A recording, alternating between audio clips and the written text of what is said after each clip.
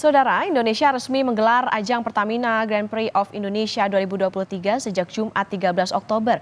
Perhelatan ini dilakukan di Sirkuit Internasional Pertamina Mandalika, Lombok, Nusa Tenggara Barat. Bagaimana sesungguhnya ajang Pertamina Grand Prix of Indonesia 2023 ini dapat menggerakkan sektor pariwisata, khususnya di Lombok Tengah NTB? Kita akan berbincang dengan Menteri Pariwisata dan Ekonomi Kreatif Republik Indonesia, Sandiaga Salahuddin Uno, langsung dari Mandalika. Selamat pagi, Pak Sandi. Selamat pagi Kompas TV, terima kasih sudah mengundang kami di Sapa Indonesia Pagi. Matur Agung Tampiasi. Iya, Pak Sandi, ini setelah 5 tahun lebih banyak dikunjungi wisatawan, bagaimana perhelatan Pertamina GP of Indonesia 2023 atau MotoGP di Mandalika NTB ini mempengaruhi pariwisata? Ya, perhelatan MotoGP Mandalika 2023, alhamdulillah meningkatkan pariwisata secara signifikan, bukan hanya di NTB, tapi juga berdampak kepada pariwisata di destinasi unggulan lainnya. Dan persiapannya jauh lebih baik, jauh lebih panjang, dan pengelolaan teknis di lapangan dan kesiapan infrastruktur juga semakin baik. Kami melakukan pre-event dan sudah berlangsung beberapa hari ini, dan juga post event telah disiapkan dengan baik dengan kolaborasi beserta seluruh instansi, dan masyarakat pun terlibat. Tadi pagi sudah dilakukan kegiatan dengan UMKM, juga dilakukan kegiatan senam, dan ada 119 media partner dan 450 juta, saya ulangi dan saya garis bawahi, 450 juta penonton di 200 negara yang sekarang deg-degan, lagi harap-harap cemas karena jagoannya ini sangat dekat posisi 1 dan 2, dan ini nanti ada nation branding Wonderful Indonesia yang secara masif kita amplifikasi dan kita promosi, sehingga bukan hanya destinasi super prioritas Mandalika NTB dan sirkuit balap tercantik di dunia menurut para riders ini, tapi juga Wonderful Indonesia, dan Indonesia secara keseluruhan akan mendapatkan dampak yang positif dengan MotoGP Mandalika 2023 ini.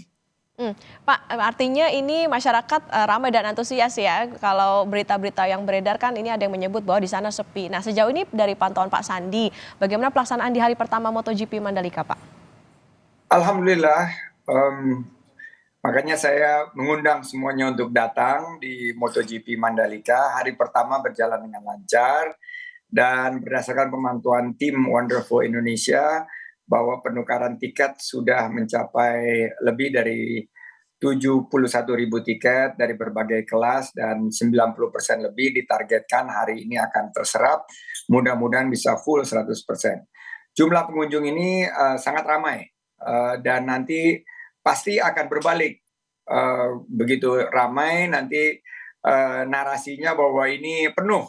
Dan sirkuit ini sudah digunakan kemarin untuk free practice, latihan bebas para pembalap, dan hari pertama Jumat 13 Oktober free practice atau latihan bebas ini berlangsung dengan baik. Juga ada kolaborasi dengan berbagai para pelaku ekonomi kreatif, UMKM muda dalam menyemarakan acara ini, dan suasana terlihat sangat positif, kreatif, inovatif, dan kondusif. Saya melihat kesempatan ini adalah kesempatan Indonesia untuk tampil dengan gagah, tampil dengan penuh percaya diri, karena pariwisata kita sekarang sudah memasuki posisi yang sangat baik, mengungguli negara-negara tetangga kita lainnya. Namun kita tidak boleh lengah, kita harus terus pastikan bahwa branding Wonderful Indonesia ini yang telah ditempatkan di tikungan 16 dan 18 sirkuit Mandalika, dan juga Bukit 360, Wonderful Hills ini, dan beberapa titik lainnya akan semakin memperkuat nation branding dan kunjungan wisatawan dan dampak ekonomi yang berkualitas berkelanjutan untuk menciptakan lapangan kerja 4,4 juta tahun depan ini bisa kita capai. Berarti dari segi okupansi hotel, penjual produk UKM, lain-lainnya ini juga bisa terdongkrak dengan adanya event ini. Nah, kalau dari Kemenparekraf sendiri, Pak, ada targetkah secara angka dari Kementerian Pariwisata 10-15% kah, Pak, atau seperti apa? Ya, kalau kita lihat tingkat hunian sudah sampai 100%, saya akan meninjau beberapa homestay karena bukan hanya hotel-hotel berbintang dan hotel-hotel mewah, kita ingin juga dampaknya di masyarakat yang menyediakan kamarnya untuk tinggal dari para penonton yang ingin merasakan tinggal di desa-desa wisata dengan adat budaya Sasak, dengan masyarakat Lombok, dan MotoGP Mandalika 2022 multiplier efeknya luar biasa. Tahun ini kita berharap kontribusi terhadap kenaikan PDRB NTB 1,5% tahun lalu bisa terlampaui. Dan kita proyeksikan dampak ekonomi sekitar 3,6 triliun rupiah dan 4,5 triliun bagi perekonomian nasional. Jadi NTB akan dapat 3,6, secara nasional 4,5, dan jumlah tenaga kerja yang terserap akan naik 4.600 orang. Dan saya juga melihat peningkatan lapangan usaha dan didominasi oleh sektor pariwisata dan ekonomi kreatif, terutama akomodasi, makanan dan minuman. Ini ada peningkatan yang cukup signifikan, 22,3% transportasi, dan juga pergudangan, karena banyak sekali ini logistik yang terpakai ini mencapai 15,4%.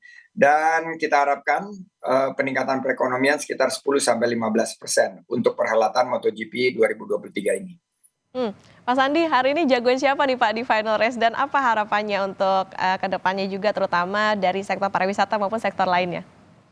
Tim Wonderful Indonesia, sayang sekali pembalap utamanya cedera, tulang rusuk, Alex Marquez, tapi kita lihat seru nih persaingan antara Pecco Bagnaia dan juga berhadapan dengan Jorge Martin. Saya sebagai tuan rumah tidak boleh berpihak, jadi kita berharap ini akan berlangsung seru, dan tiket kita tetapkan sudah semua terpesan, dan kita harapkan weekend ini jumlah tiket dan keterlibatan masyarakat ini menjadi maksimum. Saya mengundang nanti Kompas TV melihat bagaimana potensi-potensi ke depan, karena saya juga mengundang beberapa petinggi-petinggi F1 yang pernah mengurus F1 di Formula One di Asia Tenggara untuk melihat apakah memungkinkan NTB juga selain daripada MotoGP kita mengundang F1 untuk dengan konsep kemitraan jangka panjang, sehingga nanti bukan hanya saat MotoGP, Superbike dan MXGP, tapi wisata Mandalika dan Lombok secara keseluruhan ini akan mendapatkan dampak yang luar biasa jika ada race-race lain kelas dunia yang bisa hadir di Mandalika, sehingga produk-produk UMKM, pilihan wisata belanja penonton, para UMKM yang dilibatkan ini semakin besar dalam perhelatan sports tourism, dan Lombok, Mandalika menjadi epicentrum Mekahnya atau lebarannya para pegiat dari motorsport di seluruh dunia.